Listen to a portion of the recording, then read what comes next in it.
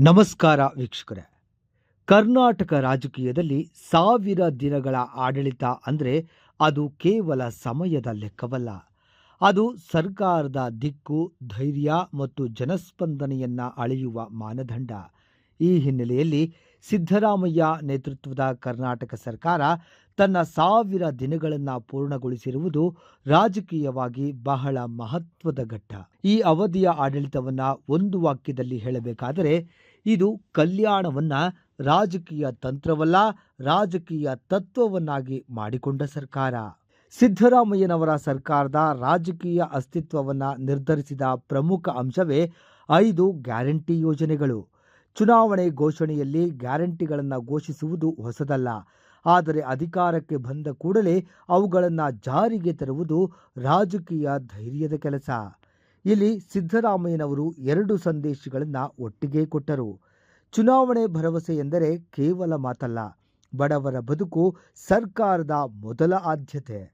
ವಿರೋಧ ಪಕ್ಷಗಳು ಖಜಾನೆ ಖಾಲಿ ಎಂಬ ವಾದವನ್ನು ಮುಂದಿಟ್ಟರೂ ಸರ್ಕಾರ ಗ್ಯಾರಂಟಿಗಳನ್ನು ಹಿಂಪಡೆಯದೆ ಅವುಗಳನ್ನು ರಾಜಕೀಯ ನೆಲೆಯನ್ನಾಗಿ ಮಾಡಿಕೊಂಡಿತು. ಇದು ಆಡಳಿತಾತ್ಮಕ ನಿರ್ಧಾರಕ್ಕಿಂತ ಹೆಚ್ಚು ರಾಜಕೀಯ ಆತ್ಮವಿಶ್ವಾಸದ ಘೋಷಣೆ. ಸಿದ್ದರಾಮಯ್ಯನವರ ರಾಜಕೀಯ ಶೈಲಿ ಯಾವತ್ತೂ ಒಂದೇ: ಸಾಮಾಜಿಕ ನ್ಯಾಯದ ಜೊತೆಗೆ ಆರ್ಥಿಕ ಶಿಸ್ತು. ಈ 1000 ದಿನಗಳಲ್ಲಿ ಬಜೆಟ್ಗಳು ಅದನ್ನೇ ಪ್ರತಿಬಿಂಬಿಸಿವೆ. ಶಿಕ್ಷಣ, ಆರೋಗ್ಯ, ಕೃಷಿ, ಹಿಂದುಳಿದ ವರ್ಗಗಳು, ದಲಿತರು ಮತ್ತು ಮಹಿಳೆಯರಿಗೆ ಹೆಚ್ಚುವರಿ ಅನುದಾನ ನೀಡುತ್ತಾ ಹಣಕಾಸು ಅರಾಜಕತೆ ಉಂಟಾಗದಂತೆ ನೋಡಿಕೊಂಡಿರುವುದು ಸರ್ಕಾರದ ತಂತ್ರ. ಇದು ವಿರೋಧಿಗಳಿಗೆ ಅಸೌಕರ್ಯ ತಂದ ರಾಜಕೀಯ ಸ್ಥಿತಿ. ಏಕೆಂದರೆ ಕಲ್ಯಾಣ ಎಂದರೆ ದಿವಾಳಿ ಎಂಬ ಸರಳವಾದಕ್ಕೆ ಈ ಆಡಳಿತ ಎಂದೂ ಅವಕಾಶವನ್ನು ಕೊಟ್ಟಿಲ್ಲ. ಕರ್ನಾಟಕ ರಾಜಕೀಯದಲ್ಲಿ ಗ್ರಾಮೀಣ ಮತವೇ ನಿರ್ಣಾಯಕ. ಈ ಸತ್ಯವನ್ನು ಸಿದ್ದರಾಮಯ್ಯನವರು ಅತ್ಯಂತ ಸ್ಪಷ್ಟವಾಗಿ ಅರ್ಥ ಮಾಡಿಕೊಂಡ ರಾಜಕಾರಣಿ. ಕೃಷಿ, ಬೆಳೆ ನಷ್ಟ ಪರಿಹಾರ, ನೀರಾವರಿ, ಗ್ರಾಮೀಣ ಉದ್ಯೋಗ ಈ ಕ್ಷೇತ್ರಗಳಿಗೆ ನೀಡಿದ ಆದ್ಯತೆ ಕೇವಲ ನೀತಿಯ ಭಾಗವಲ್ಲ, ಅದು ಮತದ ನೆಲೆಯನ್ನು ಬಲಪಡಿಸುವ ರಾಜಕೀಯ ಲೆಕ್ಕಾಚಾರವೂ ಹೌದು.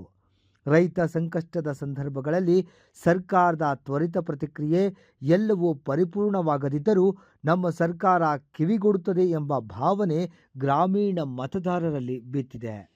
ಸಿದ್ದರಾಮಯ್ಯನವರ ರಾಜಕೀಯವನ್ನು ಇತರ ನಾಯಕರಿಂದ ವಿಭಿನ್ನಗೊಳಿಸುವ ಅಂಶವೇ ಸಾಮಾಜಿಕ ನ್ಯಾಯ. ಹಿಂದುಳಿದ ವರ್ಗಗಳ ಸಮೀಕ್ಷೆ, ಮೀಸಲಾತಿ ಚರ್ಚೆ, ಅಲ್ಪಸಂಖ್ಯಾತರ ಹಕ್ಕುಗಳ ಬಗ್ಗೆ ಸ್ಪಷ್ಟ ನಿಲುವು ಇವೆಲ್ಲವೂ ಆಡಳಿತಾತ್ಮಕ ಕ್ರಮಗಳಿಗಿಂತ ಹೆಚ್ಚು ರಾಜಕೀಯ ಗುರುತು. ಇದು ಸಹಜವಾಗಿಯೇ ವಿರೋಧ ಪಕ್ಷಗಳಲ್ಲಿ ಅಸಮಾಧಾನ ಹುಟ್ಟಿಸಿದೆ. ಆದರೆ ಸಿದ್ದರಾಮಯ್ಯನವರು ಈ ವಿಷಯದಲ್ಲಿ ಹಿಂಜರಿದಿಲ್ಲ. ಇದು ಅವರ ರಾಜಕೀಯ ಶೈಲಿ. ವಿವಾದ ತಪ್ಪಿಸುವುದಕ್ಕಿಂತ ನಿಲುವು ಸ್ಪಷ್ಟಪಡಿಸುವುದು. ಶಕ್ತಿ ಯೋಜನೆಯ ಮೂಲಕ ಮಹಿಳೆಯರಿಗೆ ಉಚಿತ ಬಸ್ ಪ್ರಯಾಣ ನೀಡಿದ ನಿರ್ಧಾರವನ್ನು ಅನೇಕರು ಸೌಲಭ್ಯ ರಾಜಕೀಯ ಎಂದು ಕರೆದರು. ಆದರೆ ರಾಜಕೀಯವಾಗಿ ನೋಡಿದರೆ ಇದು ಮಹಿಳೆಯರನ್ನು ಸಕ್ರಿಯ ಮತದಾರರನ್ನಾಗಿ ಮಾಡುವ ತಂತ್ರ. ಗ್ರಾಮೀಣ ಮಹಿಳೆಯರು ಶಿಕ್ಷಣ, ಉದ್ಯೋಗ ಮತ್ತು ಆರೋಗ್ಯ ಸೇವೆಗಳಿಗೆ ಸುಲಭವಾಗಿ ತಲುಪುವಂತಾದರೆ ಅದು ಮುಂದಿನ ಚುನಾವಣಾ ರಾಜಕೀಯದಲ್ಲೂ ಪರಿಣಾಮ ಬೀರುತ್ತದೆ. ಈ ಅಂಶವನ್ನು ಸರ್ಕಾರ ಸೂಕ್ಷ್ಮವಾಗಿ ಲೆಕ್ಕ ಹಾಕಿದೆ.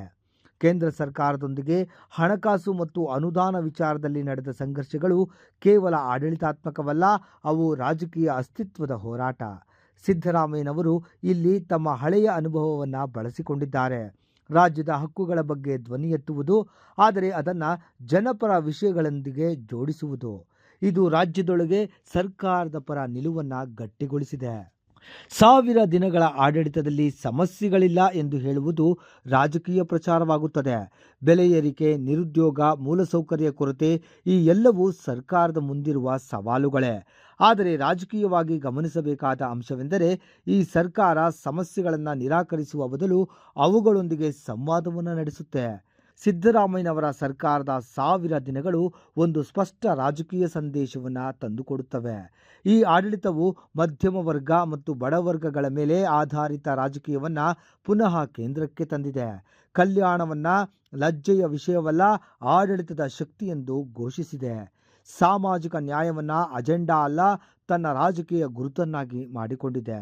ಮುಂದಿನ ದಿನಗಳಲ್ಲಿ ಈ ರಾಜಕೀಯ ಮಾದರಿ ಚುನಾವಣಾ ಫಲಿತಾಂಶಗಳಲ್ಲಿ ಹೇಗೆ ಪ್ರತಿಫಲಿಸುತ್ತದೆ ಎಂಬುದೇ ಮುಂದಿನ ದೊಡ್ಡ ಪ್ರಶ್ನೆ. ಆದರೆ ಒಂದು ವಿಷಯ ಸ್ಪಷ್ಟ: ಈ 1000 ದಿನಗಳು ಕರ್ನಾಟಕ ರಾಜಕೀಯದ ದಿಕ್ಕನ್ನು ಬದಲಾಯಿಸಿದ ಅವಧಿಯಾಗಿದೆ. ನಮಸ್ಕಾರ.